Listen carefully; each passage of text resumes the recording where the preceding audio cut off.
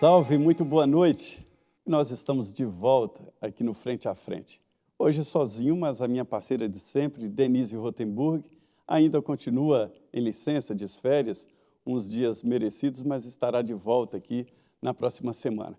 Pois é, o Frente a Frente, como sempre, agora no novo cenário, vai trazer a você toda a realidade da política, bastidores, conhecimento, e você terá a sua ideia. Pois é, uma semana complexa, A volta dos deputados e senadores eleitos e não reeleitos. Hoje é uma grande festa, posse, famílias no plenário da Câmara dos Deputados e no Senado, e depois tirar as crianças da sala e fazer o que os políticos sabem fazer, disputar o poder. É isso mesmo, tem que disputar, Eu costumo dizer que onde há poder, há disputa. O presidente Lula está numa política muito voltada para a área social, fazendo muito discurso e tentando ocupar o espaço, e isso é muito importante. Enquanto o judiciário faz as investigações sobre aquele dia horroroso de depredações aqui nos prédios públicos em Brasília. Hoje aqui o Frente a Frente tem o prazer de trazer a vocês o deputado mais longevo da Câmara dos Deputados, o deputado Átila Lins. Ele é do PSD do Amazonas. Ele está entrando no nono mandato parlamentar. Se o eleitor está insistindo em colocar o deputado Átila Lins aqui, é porque ele tem a oferecer. Deputado, muito boa noite, obrigado por estar aqui no Frente a Frente na Rede Vida de televisão. Eu que agradeço, Zé Maria, boa noite, e dizer que é uma satisfação, uma alegria para mim poder estar no programa Frente a Frente e poder participar um pouco desse debate importante para a política e para o país. Você sabe que tudo gira em torno da política. Então, eu como político já longevo, como você acabou de dizer, tenho assim uma percepção de que nós temos que discutir realmente amplamente as teses e os temas que interessam ao país. Deputado, o senhor chegou na Câmara dos Deputados, assim, não existia nem internet direito, Não existia nada, era a máquina de escrever, e houve uma revolução tecnológica, novo mundo da comunicação. O senhor sente essa mudança, inclusive de relacionamento entre colegas parlamentares? Com certeza, quando eu comecei em 1991, que eu assumi o primeiro mandato, em 1º de fevereiro de 1991. Para você ter uma ideia, as transmissões das sessões da Câmara não existiam ao vivo.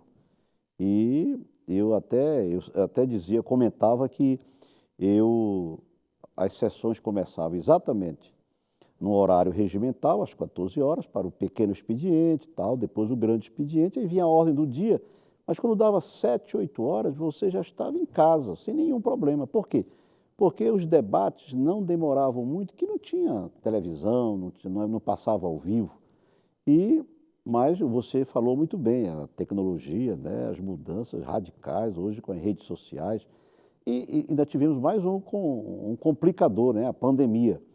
Eu digo sempre que esse mandato é um mandato que está se exaurindo, está terminando hoje, um mandato diferente, porque foi um mandato muito esvaziado, concentrado você não conheceu o colega, né? Você não conheceu o colega. Tem deputado novo que assumiu em 2019 que a gente não conheceu. Por quê? Porque logo quando começou a conversar, veio a pandemia, ficamos 2 anos só na base das reuniões virtuais. E aí? Não tem contato, não conhecia direito os colegas. E, portanto, foi 2 anos nesse problema da pandemia. Então, é um mandato assim diferente, parece que ele acabou mais rápido, porque nós temos que tirar o chapéu aqui para o presidente Arthur Lira, que ele, mesmo a despeito das dificuldades que a pandemia gerou, ele não perdeu tempo, fez as sessões virtuais, permitiu que os deputados pudessem, do seu próprio estado, votar, e com isso a pauta dos trabalhos não ficou atrasada. Tocamos, aprovamos tudo que foi necessário para a compra de vacinas, para trazer os benefícios para aqueles que sofriam com a Covid-19. Enfim, foi um trabalho, portanto, muito diferente de quando eu comecei em 91, que não tinha nada disso. Eu me recordo que realmente era uma coisa completamente diferente, A política era uma coisa que você fazia mais no mano a mano, como a gente diz, né? E lá no Amazonas, que é um estado continental, você há de convir que não é fácil fazer política no Amazonas, é uma coisa realmente um que estado requer, muito grande, né? né? Requer um trabalho muito fecundo, É, as longas é o distâncias. maior, então, é o maior estado do país, né, em território, mas é muito, as cidades não são próximas e o meio de transporte tem que ser avião, né? Tudo avião eu, eu, por exemplo, tem lugares, por exemplo, eu estava um tempo desse, eu estava em Tabatinga, na fronteira com a Colômbia e o Peru, e peguei um avião e fui para Lábrea, no Rio Purus. Eu viajei 2 horas e 50. Dentro do estado. Dentro do estado não vi uma queimada. Lá embaixo, aquela listinha, o rio passando e a floresta densa. Então, o estado do Amazonas não é à toa que ele é o mais preservado do país, né? 98% da sua camada vegetal intacta. Por quê? Aí vem, porque tem a Zona Franca. Acho que a Zona Franca foi o grande instrumento que permitiu que o Amazonas ficasse assim incólume, intacto. E é por isso que quando qualquer coisa que se fala de Zona Franca, o estado do Amazonas se preocupa imediatamente, porque a Zona Franca, para nós do Amazonas, é como se fosse o nosso oxigênio. Perfeito. Nós vamos voltar a falar aqui da Zona Franca e também da conservação da floresta amazônica, mas voltando aqui ao tipo de sessão, o presidente Arthur Lira implementou um novo sistema que é a votação remota, né? Isso impede aquele debate, o calor do plenário, né? Quando um pega o colega, o líder e negocia ali um artigo, muda completamente. E isso não está acontecendo. E centraliza o poder de decisão, o poder de negociação com o presidente da Câmara e os líderes dos partidos políticos. E agora, a impressão que eu tenho é que ficou perene. Vai ser para sempre a possibilidade da votação remota, né? O presidente tem dito que ele deseja fazer com que as votações e o trabalho comecem presencialmente, mas ele não quer afastar, por hipótese nenhuma, a possibilidade de uma emergência adotar essa sistemática que foi muito importante assim, naquele momento crucial de dificuldade que nós vivemos, que foi o problema da pandemia. É claro, você falou muito bem, a pandemia e o afastamento de todos, sem poder sair, isolado nos seus estados, impediu o maior debate, que é tão salutar, né, no parlamento. Você vê os debates dos divergentes, porque a convergência é bacana, você tem que respeitar a divergência. A convergência é fria, né? Pois é, e a divergência aflora, de forma que eu acho que, nesse primeiro momento, tenho a impressão que ele vai adotar o sistema presencial para que nós voltemos a esses debates tão importantes na Câmara dos Deputados. Deputado, eu sou um observador dos trabalhos no plenário, eu também cheguei há muito tempo na Câmara, cobri a Constituinte, e agora nós chamamos de caçadores de Pokémon. São os deputados que ficam o tempo inteiro com o celular e fazem um Big Brother lá no plenário. Isso incomoda? O senhor acha normal que esse passar o tempo inteiro com o celular nas mãos, isso é normal? Não me incomodo, não. Tem gente que já está votando com base no que as mídias sociais decidem. Eu acho que é normal, cada um utiliza os instrumentos de trabalho que lhe aprouver. Então, não me incomodo, eu acho que cada um, entendeu? O senhor usa? Não. As mídias sociais, você não tem? Muito pouco. Eu uso sim, eu tenho o WhatsApp, eu tenho o Instagram, mas eu não faço assim, vivenciando intensamente só esse sistema. Não, eu presto conta dos meus atos através do WhatsApp, através do Instagram, através do Facebook, eu tenho minha página. Então, todos os projetos que eu apresento, todos os projetos que eu relato, todos os eventos que eu vou dos ministérios, tratar de recursos para o Amazonas, liberar projetos para o interior do estado, aí eu vou, preparo a matéria e ponho no Facebook, ponho no Instagram, e a imprensa também se encarrega de divulgar, e é assim que eu presto conta ao povo desse meu trabalho parlamentar. Muito bem, essa experiência no Congresso Nacional é muito importante, porque passou épocas distintas, crises, várias crises, né, acertos na economia e na atividade política. Ele votou em 2 impeachments, né, do Collor e da Dilma. Eu queria saber qual é a sua expectativa, como é que o senhor vê esse Congresso que começa hoje? Olha, eu encaro assim com muita expectativa realmente. Nós temos aí mais de 240 deputados novos, né, que vão se incorporar aos outros quase 300, 200 e pouco mais para atingir os nossos 513. Portanto, eu acho que cada legislatura é diferente. Eu me lembro que a primeira que eu participei, de 90 a 94, foi uma legislatura dificílima. Parece até com esse mandato da pandemia, porque tivemos logo em 90, começamos a trabalhar em 91, 92, impeachment do Collor, 93, CPI do orçamento, tivemos que caçar vários parlamentares que Foi se envolveram naquela corrupção do orçamento. Eu vi o constrangimento na cara de cada um dos Daqui a pouco acabou o mandato, com 94 acabou, então um mandato diferente. Esse, do mesmo jeito, está se acabando e a gente nem se apercebeu que ele existiu por causa da pandemia, muitos problemas e tal. Então eu vejo assim com muita expectativa essa nova legislatura. Quero crer que a renovação acontecida, quase 45% de deputados novos, deputadas novas, a bancada feminina aumentou bem, tem quase mais de 100 parlamentares. E é uma tendência, né? Pois é, então acredito que essa expectativa do presidente voltar a funcionar presencialmente, eu estou sonhando com a ideia de que nós vamos ter um parlamento mais atuante, mais presente, com mais debates, entendeu?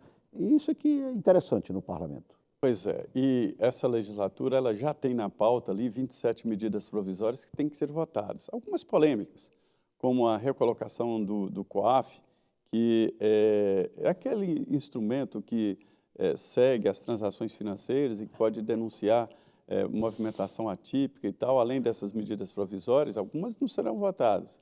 Mas tem também a reforma tributária, né? É prioridade do novo governo, né? E parece ser sempre uma prioridade do Congresso Nacional. Nós particularmente do Amazonas, encaramos assim com muita preocupação a reforma tributária. Não que a gente seja contra que ela exista, absolutamente. Nós achamos até que o Brasil precisa diminuir o seu custo. O custo do Brasil ainda é muito elevado. Isso inibe a vinda dos investimentos internacionais, que eles acham que aqui o recurso é muito caro. O custo do Brasil que tem que diminuir a carga tributária. Pronto, então, não seria melhor dividir? Então, eu acho que precisa fazer a reforma. Agora, nós queremos que seja encontrada uma fórmula que não prejudique a Zona Franca de Manaus, porque ela realmente é a responsável para que o Amazonas seja o estado mais bem preservado no plano ambiental. E nós todos consideramos estatisticamente que a Zona Franca é a responsável por isso, porque ela tem 600 empresas instaladas, 110 mil empregos diretos, quase 500 mil empregos indiretos. Ela é que permite que, com a sua arrecadação, o governo invista em Manaus e no interior do estado. Com isso, ela inibe a devastação. Quando você fala, mas o Amazonas aqui e ali, tem.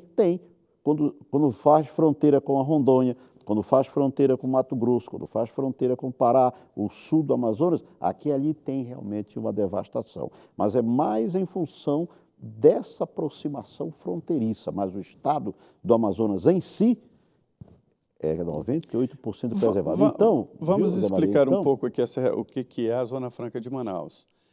Foi um instrumento foi muito bem adotado, né? Ainda no regime militar, né? 1967. 67. É uma área de livre tributação, ou seja, uma zona franca, e lá as empresas se instalaram, né? E produzem equipamentos de alta tecnologia. Então, Manaus é um centro muito grande tecnológico, onde grandes executivos do mundo inteiro transitam, né? Muitas empresas estrangeiras. Isso. E se houver uma equalização de impostos, aí entra em desvantagem por falta exatamente de infraestrutura e de transporte, né? A logística lá no Amazonas é difícil. Nós temos já um problema grave. Nós temos um problema sério, que é a BR-319, que é a única rodovia que ligaria o Amazonas ao restante do país. Ela vive constantemente interditada. É uma luta permanente que nós temos enfrentado para ver se a gente consegue que ela funcione. O Amazonas é o único estado da federação que não é ligado ao Brasil. Ele é ligado à Venezuela pela BR-174 e não é ligado ao restante do país, porque a BR tem que vir de avião. De avião ou de barco. Para o Pará, e do Pará pega a BR que liga Belém a Brasília. Ou então, você vai pelo corredor hidroviário. E a Ciumeira de São Paulo? Não, pois é, a hidrovia do Rio Madeira, vai para Porto Velho e lá pega a 364, também é o nosso E a escoamento. Ciumeira de São Paulo? Pois Eu é, escuto empresários dizendo, olha, a Zona Franca está na hora de competir de igual para igual. Até hoje nós não entendemos a razão dos empresários de São Paulo fazerem essas colocações. Sabe por quê? 90% das empresas instaladas na Zona Franca são paulistas, dirigidas por São Paulo. Eles mandam os executivos para lá, são filiais, entendeu? Então, ela participa ativamente desse desenvolvimento. Porque se você for olhar o parque industrial, o polo industrial de Manaus, você vai ver que os empresários amazonenses é em número reduzido. A maioria é de São Paulo. Então, não é muito estrangeiro. Isso, estrangeiro também. Então, eu não entendo porque nós, inclusive, estamos um pouco preocupados com a reforma tributária, exatamente, querendo que o governo adote, mas não deixe de preservar as vantagens comparativas da Zona Franca. Ela ainda é temporária, né? Não, nós aprovamos uma PEC no tempo do governo Dilma, eu fui até o relator na Câmara, dando 50 anos de duração para ela, vai até 2073. Mas você sabe que se de qualquer maneira, a qualquer momento, baixa o IPI, já diminui as vantagens comparativas, a nossa logística já vai impedir que muitas empresas continuem lá. Bom, já aconteceu, a Pepsi-Cola, por exemplo, encontrou mais vantagem no Paraguai e saiu da Zona Franca. Teve mais vantagens, assim, a ação do governo de diminuir os impostos foi para o Paraguai e saiu a Pepsi-Cola de Manaus, da Zona Franca. Então, essa é a nossa preocupação, que a reforma tributária venha, mas os mecanismos... E eu estou confiando que o presidente Lula tem dito reiteradamente. Eu até tive uma audiência recente com o vice-presidente da República, Geraldo Alckmin, até porque ele também é o ministro da área, ministro da Indústria e Comércio Exterior, que é onde está jurisdicionada a Zona Franca, a SUFRAMA. E ele garantiu? Ele disse que, é claro, ele vai ajudar subsidiariamente, porque quem vai fazer a reforma, quem vai comandar a reforma é o Fernando Haddad. Mas nós temos visto na imprensa o presidente Lula dizer que a Zona Franca é intocável. Nós estamos acreditando nisso, porque ela realmente é uma necessidade para o país. É uma área muito importante mesmo. Aliás, necessidade para o Amazonas. E que o país precisa também nos ajudar nesse aspecto de manter a Zona Franca. Olha, nós estamos aqui nessa conversa boa com o deputado Átila Lins. Ele é o decano da Câmara dos Deputados, entrando agora para o 9º mandato, e isso é muita coisa. Nós vamos aqui a um intervalo de 2 minutos e voltaremos em seguida aqui no Frente a Frente.